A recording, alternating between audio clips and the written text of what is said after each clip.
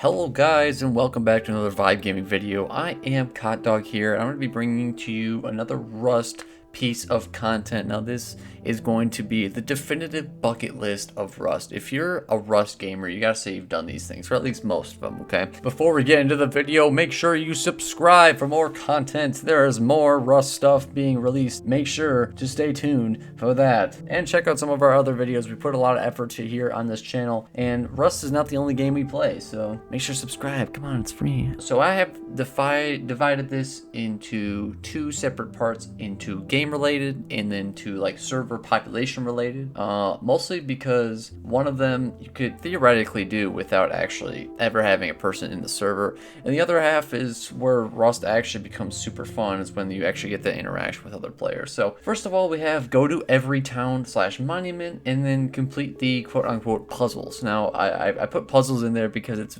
they're very easy, and look up one video on how to find what the switches are or whatever you have to do. And it's not, the level of difficulty does range, but it's not by much. Going to these towns for your first time is a blast. And the more wipes you do and you play through them and loot runs you go on, the better you can figure out how to best maneuver the area. And wherever you spawn, you can go to the objective and know what's what. So that's why I had that at the top spot on my list here. Number two, I'd say use a stack of diesel at the excavator. Now this is kind of an obscure one, but recently the excavator got buffed, so it's a relatively new thing here that I'm writing as they're updating the game like this. So utilizing the resource for gathering efficiencies is the true test of a Rust gamer, especially when you're controlling it, when grubs are running by and grabbing your shit out of your collectors. I mean, it is a true test if you are a true seasoned veteran. So alright, so next we have do some electricity stuff. Now, the reason why I say stuff is because electricity itself should not be something you should have to master. You don't have to master it. Any player who's played Rust can play the entire game, even to the late game, without using electricity like at all. You just understanding how it works is pretty important, especially if you want to really have fun in Rust. Making some auto doors, some buttons, alarm systems, lights, and a bunch of other really cool additions to Rust that I don't think many players have dabbled enough into. I used to be a big hater of electricity, but it just brings more content to the game, and it doesn't take away from the game at all, nor do any electricity things really seem OP, except for maybe SAM turrets and the occasional auto turret that has like a magnum in it. Next on our list, we have drive and upgrade a car. Driving cars are not what they used to be, as they are way worse than they were when they first came out. But upgrading your rusty whip is a flex of its own. Honking that horn and running over nakeds is a vibe, believe me. Next we have on our list is the exploring the tunnels underground. Be the tunnel rat that you are and ride across the underway of Rustopia.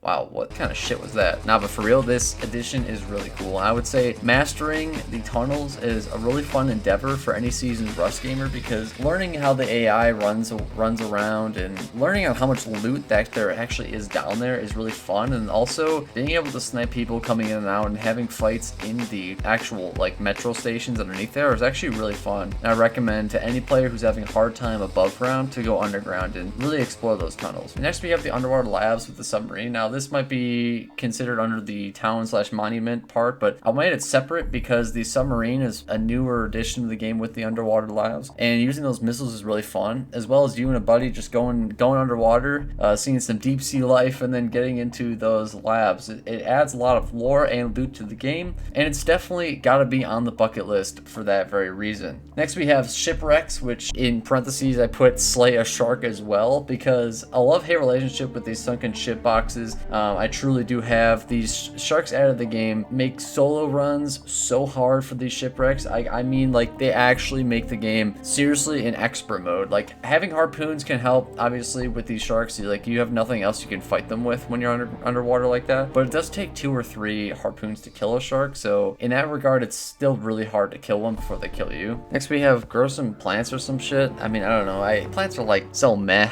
and, like, if you live near a river, you don't need to worry about planting at all.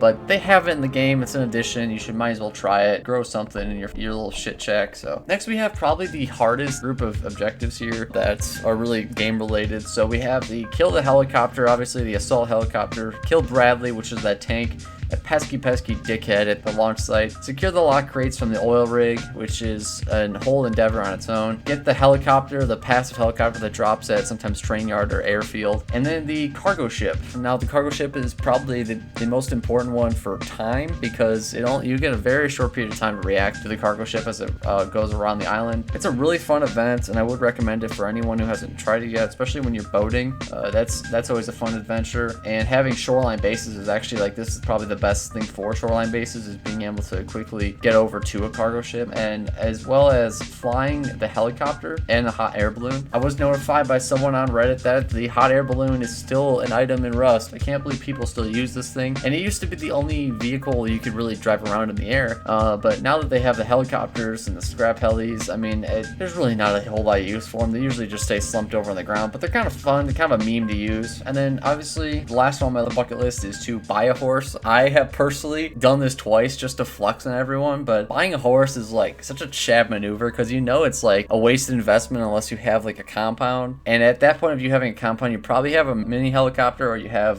some sort of car or something, or garage. So like horses are not really that valuable because some shitter will just steal it. But just buying a horse, buying a good horse, is always fun and exciting, and just being able to, you know, have a horse that you say you purchase is a flex on its own. And to round it all out, we have the boat. Obviously, the boat is the best place to have awkward conversations with your parents, as well as catching very little fish. Fishing is extension of the boat. I'd say the boat is such an awesome vehicle in the water. Definitely, it is a bucket list item to round it all out. All right, so now we have entered my personal favorite side of the bucket list. This is the population, the player base. I call this the tier other because I'm very, very, very creative. But here we go. Bucket list for player interactions. Here we go. Number one, I say, is win a Rockjoust. So the honorable 1v1 joust, mano y mano, usually on the beach, sometimes not. It's just your torch and rock in hand, and it's two equals fighting to the death.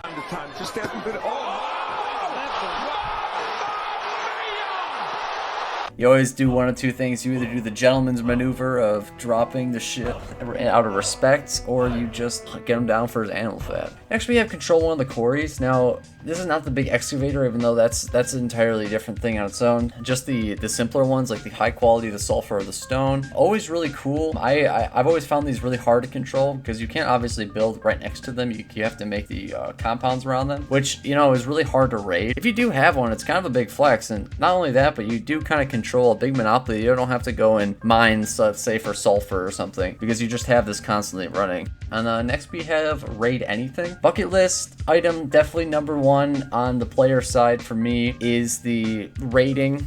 Raiding is obviously like the second tier of the game. Like the first tier is like rubbing, fighting, killing the NPCs, stuff like that. But the second part is raiding other people's bases, especially if they're online. Like offline raiding is kind of frowned upon in the Rust community, so try and make sure that they're online, because that actually makes it way more fun. But raiding a base, especially when you're early on and having a solo raid and you come out on positive with sulfur and stuff, it's just an experience on its own. And I would recommend it to anyone playing Rust. That should be their number one directive when they play the game. And the second one is kind of a harder expansion on that, is the massive raids. So I'm talking about the 10v10, 20v20, these big clan battles. If you get yourself into a clan, or you just get a bunch of grubs together and raid a bigger base, it is a sight to behold. Like if you ever watch those videos online, like these 20 massive raids, 100 clan factions, shit like that, it's exciting to watch for a reason. It is really fun to play as these clans and really have a huge ground assault, and you have to kind of organize and have roles for people. It's a whole operation. It's super fun, especially if you're a seasoned player. I would also put that on the bucket list next to defending against a raid. I think defending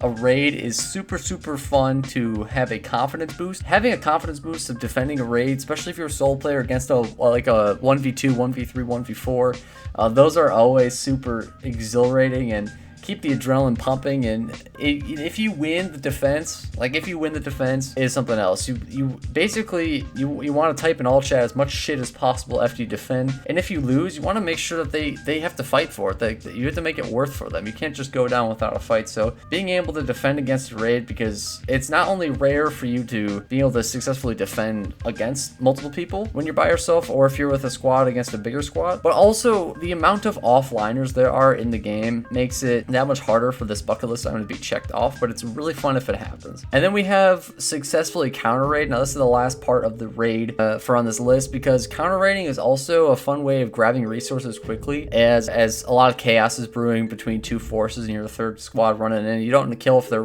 they're raiders or counter raiders. You're kind of just trying to get loot, trying to grub up. So this is definitely a really good way to accelerate your early game, is if you hear a raid going on, you can go counter raid with some ladders, some Tommies, some like low tier gear. It's also a really fun event to do, so I would recommend that to any player in Rust, and it's gotta be a bucket list item for show. Now next we have be a part of a slave revolt. Now this might be a weird one, and a lot of people actually haven't done this, but being a part of, like, being a slave is like demoralizing in one way or fashion or another. I don't have to tell you that, but in Rust there is no racism in regards to slavery. Hello, as you can see, my room is a fucking mess. I'm just editing this video right now and I realized what I've said, and I'm trying to walk on this fine line that I'm on and saying it does not matter what race you are or who you are. Slavery has no bounds in Rust, okay? That's all I'm trying to say, is that no one cares, okay? We have all know, we've heard in Rust, like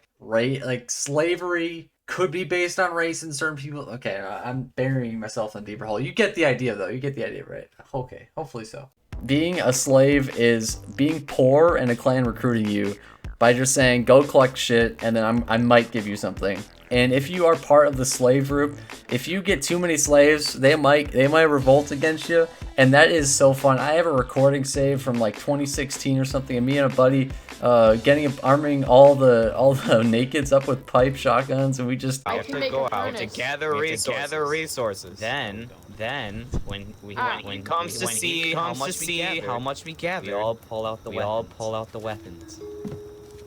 Go out on a hurrah, and it was super fun. Yeah, like I spent so much time playing as a slave, and being able to rise up against them was super fun. And then next on our list is obviously the natural progression. Now, owning slaves means you've made it. Owning slaves means you can throw your weight around, have the resources to give to slaves to collect stuff for you, knowing that you might not get it back. And it is one of those flex things to where you say, I have a couple grubs collecting stone for me. So definitely a bucket list item. I would say also killing a player with every weapon in the game. This is probably the grindiest thing to do. I would never want to force someone to have to do this. Like, having to kill someone with every weapon in the game, like, you just naturally get there. I think a bucket list means you just happen to get there eventually. Don't try and aim for it as much as some of these other ones, because then it turns into a grind and you don't get an achievement for it. You just have fun and happen to kill someone with every weapon that Rust currently has. So I would recommend trying new weapons. This is the only item on the list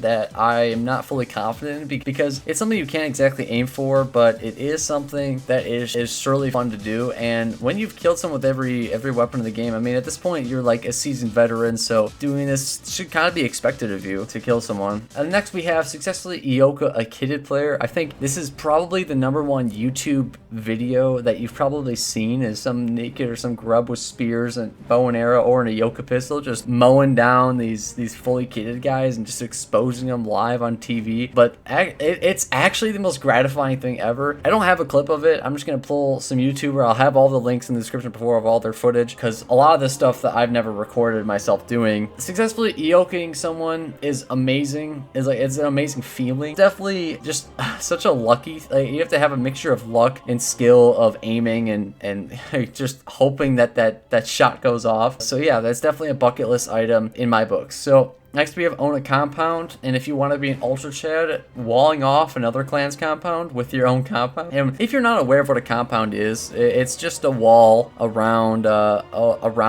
your building. So it's like there's like a courtyard, like it's all surrounded by those externals, whether it's wood or stone. And compound is literally just an extension of your base. And walling off someone else's base is just a chad maneuver on its own. It's like, fuck you. Like, they just spending 2-3 hours to ruin someone else's day is sometimes really rewarding. So next on our list we have kill someone with a trap base. Now I know most people are either major shitters and only do this in every wipe, or they've never really done it before, because who the fuck fuck would want to waste their time doing that. But believe me, killing someone in the trap base is actually such a goofy thing to do, whether you're the guy inside the base who just got killed or the guy inside the base baiting someone to get inside the base. It is like actually so funny. I have a few moments of myself actually getting killed in a trap base. I have one where I was just running around with a pipe shotgun. I just see an open door and my monkey brain turns on and I just run inside and just get mowed down. And it's a lot easier now with the traps. Back in the day, like, you could only realize what a trap base was if it had slanted roofs on it. So I mean, now they've gotten a lot more sophisticated, but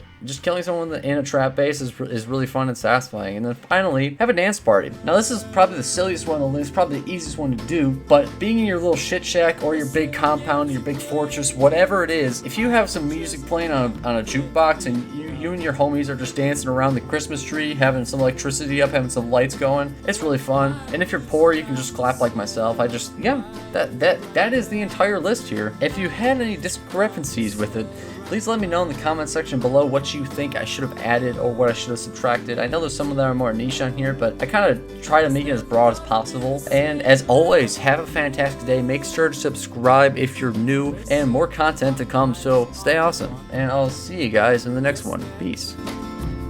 I'm as cool as a fan, up at 6 a.m., you wouldn't know. Better yet, I'm on the floor. I think she likes me. I think I'm just getting started, think I'm out of control, think I'm ready to let